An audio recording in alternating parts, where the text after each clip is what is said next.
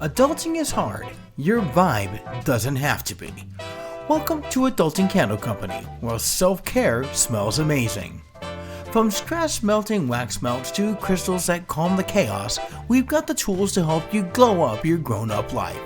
Shop now at www.adultingcandleco.com, because if you're gonna pay bills and fold laundry, you deserve to do it in the scent of lavender, vanilla, and victory.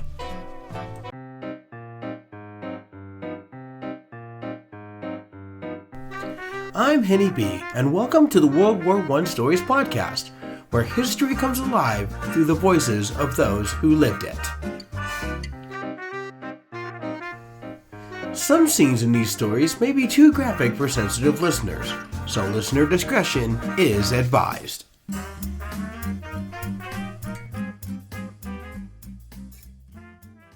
Hooked on the podcast? Now you can hold the stories in your hands.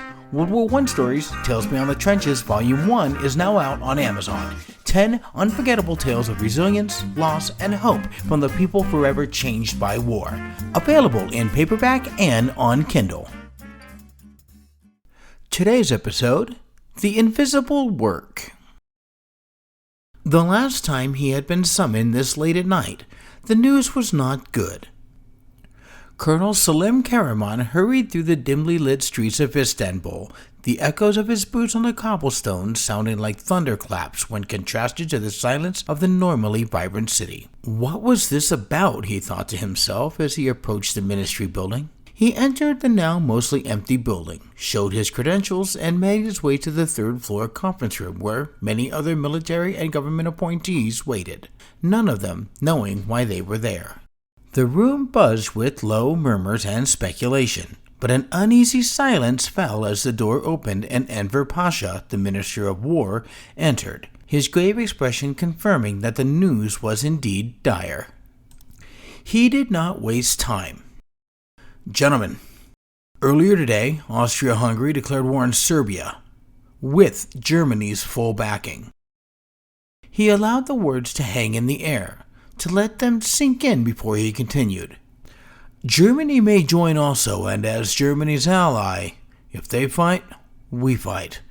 It's still early, but we need to be proactive in our preparations. The men exchanged glances, some curious, others grim, as Enver Pasha stepped forward into the gaslight's uneven glow. His voice, though calm, carried the weight of coming calamity. We are not at war. Not yet, he said, scanning the room, but we must prepare as though we are. The Entente powers will not sit idle, and our position grows more precarious by the day. Gentlemen, tonight I ask not for decisions, but for commitments. Each of you has been chosen because your department will play a critical role in what lies ahead. He paused, letting the silence draw taut. Then, with a deliberate turn of his head, his gaze landed on Selim. Colonel Karaman, your work begins immediately. You are hereby appointed Chief of Provisions for Operations in the Dardanelles. Selim blinked. Provisions, sir? He asked, careful not to let the question sound like objection. Enver Pasha gave a measured nod.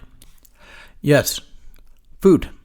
You will not be issuing rifles and ammunition, Colonel. Others will see to that. Your charge is narrower, but no less vital. To ensure that every Ottoman soldier on the Gallipoli Peninsula has something to eat. Procurement, quality inspection, storage, transportation. Every fig, every sack of rice, every strip of dried meat will be your responsibility. If our men are to hold the straits, they must be fed. And if they are not fed? He let the sentence drift into silence. Selim's brow tightened. But why the Dardanelles, sir? He asked, his voice steady but quiet enough to avoid sounding insubordinate. A few heads turned towards him, some surprised he'd spoken. Enver Pasha didn't flinch. Instead, he offered a faint, almost approving nod as though he expected the question. The Dardanelles, he began. His tone sounded like one of Selim's old teachers now. Are the throat of the empire. A narrow strait, yes, but one that connects the Aegean Sea to the Sea of Marmara, and by extension, Istanbul to the Black Sea. Whoever controls the Dardanelles controls the artery between Europe and Asia, between Russia and its Western allies. He let the words hang for effect, then continued. The British and French will want it open, to send arms and aid to the Russians, who are sure to fight, being that they are Serbia's ally. We, on the other hand, must ensure it stays closed. Enver stepped closer to the long conference table, his gaze sweeping the assembled men. If the Entente lands troops on our shores, they will likely come through the Gallipoli Peninsula. That is where we must be strongest, and for our men to hold, he looked back to Selim. They must be fed. Pasha spent the rest of the meeting divvying out the remaining logistical chores to the other men in the room. As he spoke, Selim sat, deep in thought. He had just been appointed to a task he had no idea how to achieve, or where to even begin. He had only joined the Defense Ministry 2 months ago. Before that, he had fought in the mud and smoke of the Balkans, shoulder to shoulder with the men he now had to feed. Back then, food had simply appeared. Hard bread, lentil stew, sometimes olives or dried figs if the mood of the supply gods was generous. He had no idea who had made it happen. Davud Bey, maybe? That was one name passed around the campfire, but never seen at the front. Now he was the name someone else would mutter. He would be cursed or praised by the troops depending on how he performed. The room had emptied save for Selim and Enver Pasha. "Sir," Selim said, hesitating near the table. Pasha, halfway through the gathering his notes, looked up. "Yes, Karaman." "With respect, I don't know where to begin," Selim admitted. "I won't pretend to be an expert in provisions. I don't want to fail the men. Is there someone I should speak with?" Pasha gave a quiet chuckle, not unkind, and nodded towards the now closed door. Speak with Hassan Kamil Bey. He left just a moment ago. He heads the Erzak Darisi, the provision department. If anyone can get you started, it's him." Selim blinked. Of course, Hassan Kamil. He'd seen the man seated 2 rows down during the briefing, a stout figure with a neatly trimmed mustache and a ledger tucked under one arm. "I should have known. I should have realized." He nodded, feeling both sheepish and grateful. "Thank you, sir," Selim said, standing a little straighter. Pasha offered a faint grin. "You'll do fine, Colonel. Just remember, armies run on their stomachs." And with that, he turned and left the room, leaving Selim alone with the name, a direction, and the fate of an army at his feet. The next evening, Selim sat hunched over a wide oak desk in his temporary office, the corner of his sleeves darkened with ink. The gaslight flickered over rows of names: vendors, warehouse owners, transport agents, all part of a long and inconsistent paper trail compiled by the provision department over the past year. Most had dealt in grains, oils, or preserved meats. Some were familiar names. Others meant nothing to him. That would soon change. He had met with Hassan Kamil Bey that morning, brief but productive. The older man had handed him a heavy ledger and wished him luck with a smirk that seemed equal parts sympathy and expectation. "You'll find we have more vendors than we have trust," Kamil had said, tapping the spine of the book. "Sort them out." Now, Selim was doing just that. A day later, Selim stood at the head of a long table in a borrowed conference room 2 floors above the provision department records hall. A dozen officers and clerks filled the chairs before him, some grizzled with years of logistical experience, others barely past conscription age. Most did not know him. He introduced himself plainly. "I am Colonel Selim Karaman," he began, voice steady but clear. "Some of you may not know my face, but as of this week, we are to work together, and the work is of no small importance. We've been given the responsibility of feeding the Ottoman Fifth Army as it prepares to defend the Dardanelles. What we do here, what you do over the next few weeks, may mean the difference between the men standing their ground or collapsing from hunger." That landed. A few of the younger men straightened in their seats. One older officer gave a curt nod. This department has worked with hundreds of vendors, traders, and warehouse owners in Istanbul and beyond, Salim continued, gesturing to the ledger and paper spread out before him. Today, I've gone through the existing records, many of the names familiar to you. I've assigned each of you a list. These men and women have supplied the army before. We are to confirm who can do so again, and who cannot. He let the room settle for a moment, and then continued in a firmer tone. You are to meet with them, explain our needs, let them know the army is buying in volume and will pay fair compensation. If they agree, confirm quantities, timelines, and storage capacity. If they refuse, if they hedge, stall, or attempt to profiteer, you come directly to me. He scanned the room slowly, his voice sharpening just enough to underscore the seriousness of his charge. I will speak to them myself. This is not a time for delays or excuses. We are not dealing in numbers. We are dealing in lives, and I expect you all to act accordingly. Silence. Then a round of quiet affirmatives and a few quick salutes. Salim nodded once. Good. Begin tomorrow. You're dismissed. As the men filed out, Salim sat back down at the table. 3 names on his personal list had already been circled. He'd handle those visits himself, starting at dawn. By the end of the week, Salim had already secured agreements with 2 major suppliers. The olive oil merchant in Nabalik, a sharp but practical man, had offered favorable rates once Salim made clear the Ministry of War would pay in gold and not promissory notes. The fig wholesaler in Aydin had taken even less convincing.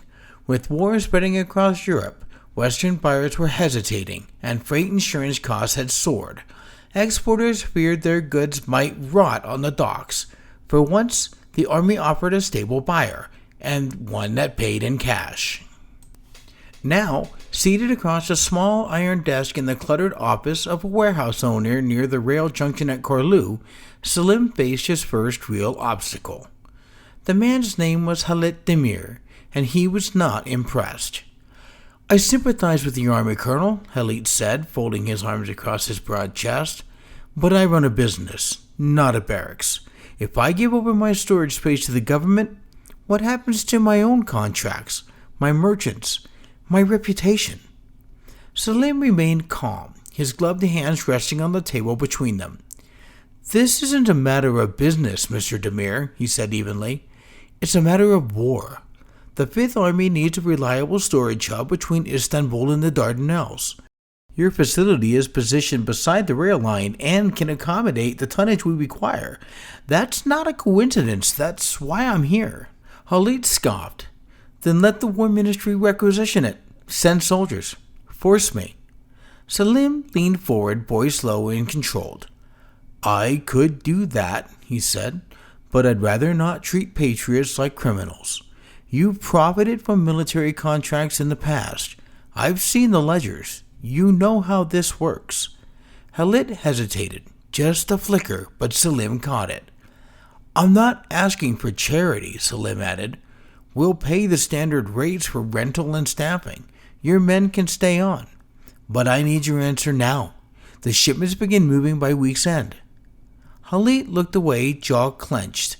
Outside, the distant whistle of a train carried faintly through the open windows. After a long pause, he exhaled sharply through his nose. 3 months term, renewable, and I want guarantees, in writing. Salim stood. Done. He extended a hand. Halit hesitated, then shook it, rough and brief. Outside, as Salim stepped back into the warm dusk, he made a note in his book beside Demir's name. Reluctant, but compliant. Watch closely. By late August, the panic had dulled to a controlled hum. By September, it was non-existent. What had begun in chaos, crates of figs with no destination, olive oil barrels with no measure, names on ledgers without faces, had, through sheer will and endless walking, taken shape. In 4 weeks, Salim had secured verbal agreements from every major supplier the army needed. Storage depots from Idrin to Kanakal had been contracted. His team, now sharpened by fire, was tracking inventory by the hour. It had nearly broke him, but now everything stopped. The Empire remained technically neutral. War swirled around them, and the men on the Dardanelles held their breath. Selim, along with the rest of the ministry, waited, unsure if their work would be useful or rendered meaningless. Selim looked up as a light knock tapped against the open door of his office. A young courier stood there, dust on his boots and a folded note in hand. Without a word, Selim reached out. The courier crossed the threshold, placed the note in his palm, and gave a short nod. "Thank you," Selim said. The boy turned and disappeared down the corridor. Selim unfolded the note. It was brief, no pleasantries, no ceremony, just the fact laid bare in a few careful lines. Mehmet Galip Bey, the man tasked with overseeing the transport of every supply Selim and his team had spent weeks coordinating, had died that morning. Collapsed at the train yard. A heart attack. Now what? Selim thought to himself. Another knock. This time it was Enver Pasha, the Minister of War. "May I come in?" "Of course, sir." Selim shot to his feet, hastily clearing the extra chair of the stacked ledgers and maps he had carelessly been using for overflow. Pasha stepped inside and closed the door behind him. Selim found himself in a rail yard just outside of the small town of Zunkapru, inspecting rail cars and lines for the upcoming push. It was October, and the Empire had officially entered the war. After Selim and his team secured every major supplier and depot within 6 weeks, faster than anyone in the ministry had expected, they handed him the next piece of the puzzle. He had procured the supplies, they reasoned. Who better to coordinate their shipment? It hadn't been offered as a reward. It was a solution. Efficient men were always asked to do more. He didn't know exactly what he was looking for as he moved along the lines, examining couplings, squinting at wheel locks, tapping on the wooden slats of the rail cars like a seasoned inspector. He was improvising. But it wasn't for him. The yard workers were watching, and Selim knew the best way to convey the urgency of the situation wasn't through speeches or written orders. It was through presence. If he looked like a man who understood every inch of the operation, they would be less likely to cut corners, less likely to drag their feet. So he walked with purpose. He nodded thoughtfully at things he didn't fully understand. He asked questions in the tone of someone who already knew the answers. The war had begun, and the only thing worse than a slow supply train was one filled by men who didn't believe their work mattered. Now came the hard part.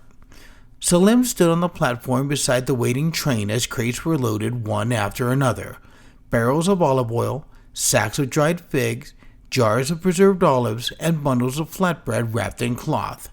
The workers moved quickly, sweat glistening beneath their wool caps despite the cool October air.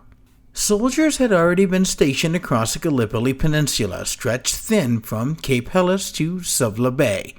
They were digging trenches, manning outposts, building earthworks. They were exhausted, and they were hungry. The previous 2 shipments, organized by others, had been late. The last one had arrived 3 days behind schedule, and half spoiled after sitting in a depot under the sun. This one would not. Selim would see to that personally. He walked the length of the train, checking manifests against crates, watching how the wagons were stacked. He barred corrections when he saw fragile items placed beneath heavier ones. He ordered a crew to retarp the olive oil barrels when he spotted one leaking slightly at the base. He didn't know everything, but he knew enough now to spot laziness. "Double-check the load balance," he said to the rail supervisor. "If this train slips a break on the descent near Essiabat, it won't be the British who'll kill us. It'll be our own incompetence." The man saluted without a word and moved. Selim stepped back and watched the final carts being loaded. This train would not be late. He had no intention of sending another apology to the front. The train had not been late. Selim's presence at the rail yard had done more than ensure one shipment's success. It had sent a message. Word spread quickly through the depot towns and the merchant corridors. Colonel Karaman was not a man who delegated and disappeared. He arrived, he inspected, he questioned, and if the work wasn't done right, he returned, personally. That alone had been enough. In the weeks that followed, shipments began arriving at the front on time, sometimes even early. The fear of a visit from Karaman proved more efficient than any official directive. What had once been a scramble of mismanaged crates and mystery connections became, if not seamless, at least predictable. Selim had seen reports stating that the Dardanelles had become a hotbed of activity, a place that was brutal and unforgiving. What had once been a tense frontier was now a grinding, full-scale theater of war. Troops were pouring into the Gallipoli Peninsula by the thousands, digging, fortifying, fighting, and with them came an ever-growing list of needs. Selim found himself busier than ever. No longer responsible for just provisions, he now had to coordinate with nearly every corner of the ministry, those in charge of uniforms, entrenching tools, rifles, ammunition, tents, and even medical supplies. Everything needed to move, and it all needed to move in concert. The rail schedules became a delicate equation. Figs and olive oil couldn't displace bullets, but neither could bullets replace bread. Selim met daily with department heads, debating tonnage, timing, and prioritization, always aware that the wrong decision could starve a regiment or leave a battalion unarmed. The work became more political. He had to navigate egos, deflect blame, and push back when other departments tried to encroach on his rail space with urgent requests. But the system held. Barely. For weeks, it held. Until it didn't. Selim sat straight-backed at the long mahogany table, his uniform crisp, his hands folded carefully in his lap. Before him sat Minister of War Enver Pasha, flanked by 3 men in civilian coats, members of the Imperial Council, their fingers stained with ink and self-importance. No one had offered tea. Colonel Karaman, one of the councilmen began, voice slow and deliberate, "You are aware, of course, the events at Shunakbar?" Selim nodded once. "Yes, sir." "Then you are also aware that a shipment of rations and medical stores meant for the Ridge never arrived. Reports from the front confirm that the men were without food or fresh water for 2 days prior to the enemy's final assault. This, in part, led to the collapse of the line." Selim swallowed but kept his voice steady. "The shipment was dispatched on time from the Dekiradagh depot. I signed the release myself." Another councilman leaned in. "And yet, it did not arrive." "It was delayed," Selim said. "There's a mile of track near Kassan. Old, barely maintained, long overdue for repair. The summer heat warped the rails. A crew spotted the buckle and flagged the route. The train was halted to prevent a derailment. The delay was real, but necessary. Had the train continued, we'd be discussing dead engineers instead of missed supplies." There was a pause. Not a single man across from him wrote that down. "The front doesn't care why," one of them said flatly. "The newspapers don't either." Selim glanced to Enver Pasha, whose expression remained unreadable. "You've served with diligence, Colonel," another voice said, "but the ministry must maintain confidence. In times like these, the empire cannot appear fractured or disorganized." It wasn't a verdict. It was a sentence. "You are hereby relieved of your duties, effective immediately," the senior councilman said. "You will surrender all departmental files and correspondence before the end of the day." Selim stood, offered a curt salute, and left without a word. The office was quiet. Selim moved slowly, stacking ledgers, folding papers, placing his fountain pen back in its case.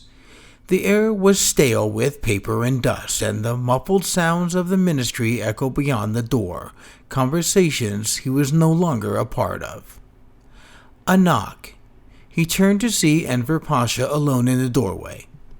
"May I?" Pasha asked. Salim gestured towards the now cleared chair.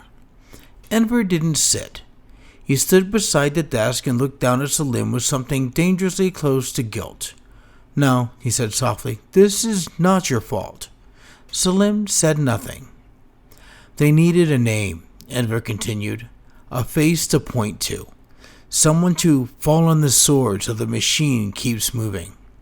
Salim looked up. "And you let them choose mine?" Enver didn't answer.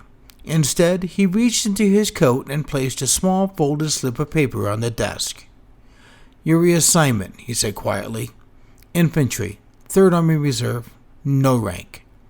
Salim looked at the piece of paper but didn't reach for it. "I'm stripped of my rank? I'll be on the front lines." "They wanted blood," Enver replied. "This is the cut." And Enver walked out the door. Explosions rang in his ears as rifle cracks echoed up and down the trench. Salim stood, braced against the earth, and fired off all 5 rounds from his Mauser in quick succession. Then he dropped back down into the mud, heart pounding, fingers already working the bolt as he reloaded, ready to start again. A shell landed just 30 feet down the line with a thunderous crack. The ground buckled beneath him.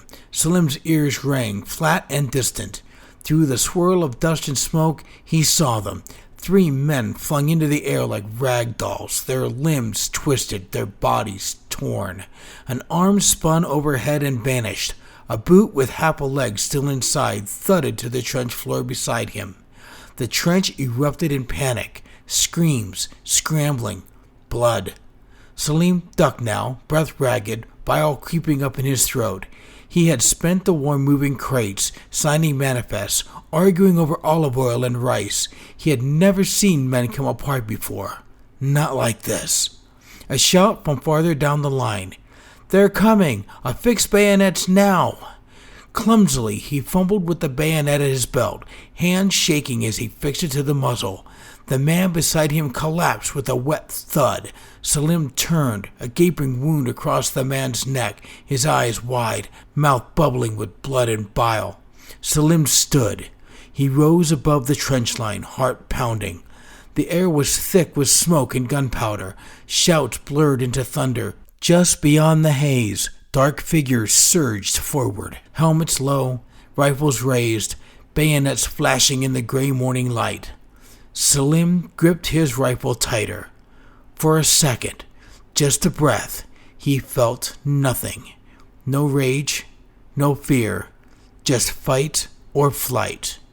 He lifted himself from the trench and ran.